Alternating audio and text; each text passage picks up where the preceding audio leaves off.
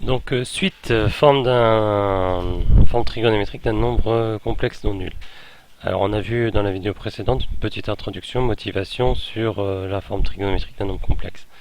Maintenant, on va se concentrer plus particulièrement sur ce qu'on appelle le module d'un nombre complexe.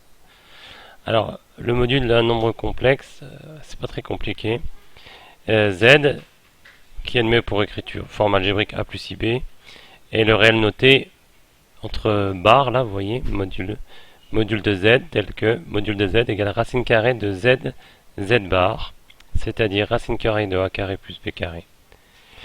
Et on a module de z au carré égale à z, z bar. Donc au niveau du calcul, on peut calculer z, z bar rapidement. Donc on a a plus ib, facteur de a moins ib. Bon, bah, c'est une unité remarquable complexe. Voilà, et donc ça donne immédiatement a carré plus b carré. L'interprétation géométrique, c'est que ce nombre, cet affixe, voilà.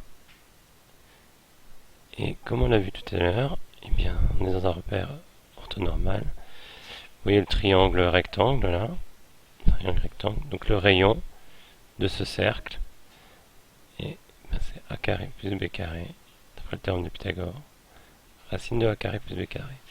Donc le module de z correspond à la distance OM. Voilà, donc le module, c'est toujours un nombre positif. Le module d'un nombre complexe, c'est toujours un réel positif. Et correspond, son interprétation géométrique, ça correspond à la distance qui sépare le point M d'affixe Z à l'origine de notre repère, dans le plan complexe. Voilà. Donc, que dire de plus? Pas grand chose.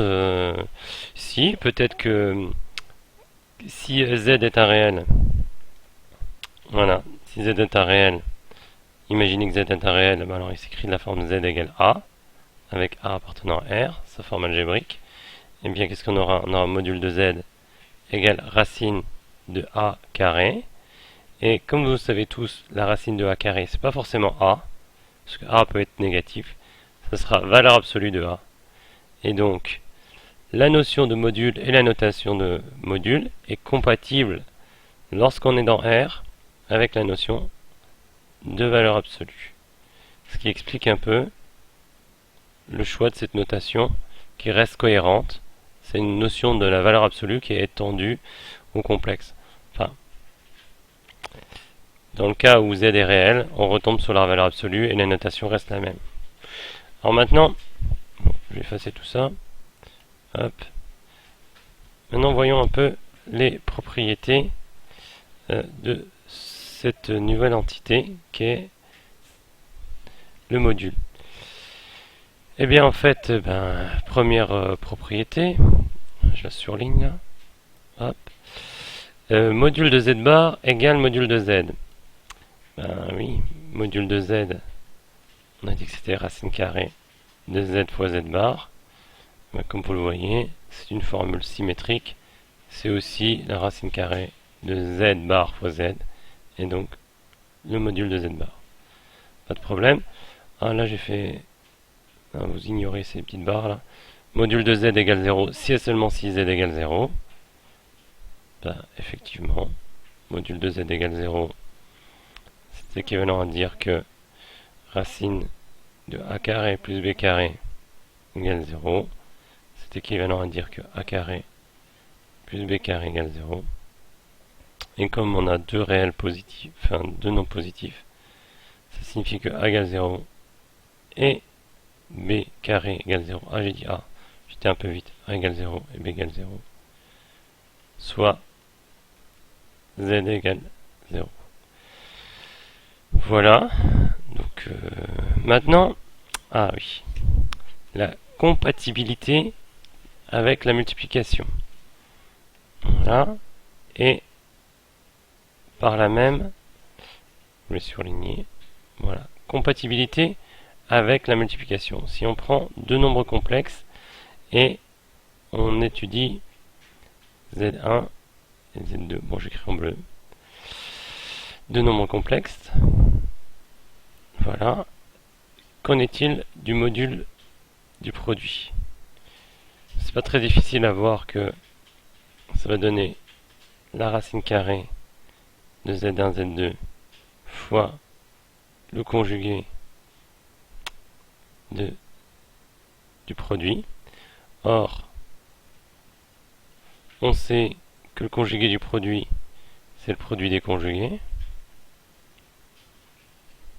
Voilà. Et donc on peut réarranger avec la commutativité de la multiplication complexe. Voilà. C'est une façon de démontrer. Et comme ça c'est la propriété de la racine carrée, le produit des racines carrées, de la racine carrée du produit, si les nombres sont positifs, et on sait qu'ils sont positifs, c'est le produit des racines carrées. Enfin, je dis qu'on sait qu'ils sont positifs, je parle de Z1 fois Z bar. Z1 fois Z1 bar et Z2 fois Z2 bar. Parce qu'il n'y a pas de notion de positif ou négatif dans les nombres complexes. Mais Z1 fois Z1 bar, c'est un nombre réel. Et Z2 fois Z2 bar, c'est un nombre réel. Donc là, on est sur la propriété réelle même positive. On est sur des propriétés de la racine carrée dans R. Et ce qui nous donne ici module de Z1 fois module de Z2.